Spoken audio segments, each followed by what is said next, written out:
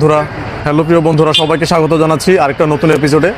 আজকে আমি আপনাদেরকে দেখাতে যাচ্ছি আসলে আমরা বাঙালি হিসাবে কতটুকু সভ্য আমরা সেটাই তুলে ধরতে চাই, এবং এটি একটি আসলে অ্যাওয়ারনেস প্রোগ্রাম।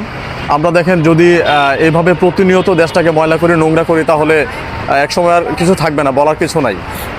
তো এই যে কাগজের টুকরোগুলো, টিস্যুগুলো যে ভদ্রলোকেরা খেয়ে দিয়ে এখানে ফালাইছে, আমি তাদের উদ্দেশ্যে বলতে চাই, আমরা ভাই কবে সভ্য হব? বাঙালি কবে সভ্য ভদ্র হব? এই যে এগুলো এখানে ফালানোর জায়গা বলেন, এটা গুলশান বনানীর মতো একটি জায়গায় যদি আমরা এইভাবে নোংরা করি ফেলি প্রতিনিয়ত, তাহলে বলার আর কিছু নাই।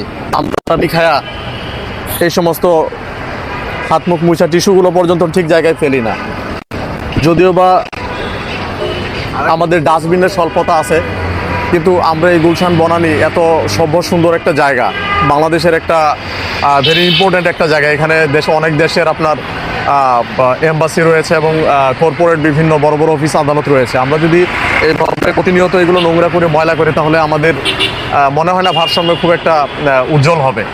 তাই সবাইকে সচেতনতার দিক থেকে আমি বলতে চাই, সবাই এগিয়ে আসুন, আমরা আমাদের দেশটাকে পরিষ্কার রাখি, পরিচ্ছন্ন রাখি, এবং আমাদের এই আশেপাশের পরিবেশকে আমরা নোংরা না করি। সবাই যদি আমরা একসাথে কাজ করি তাহলে সুন্দর পরিচ্ছন্ন একটা দেশ হবে আশা করি। ধন্যবাদ সবাইকে।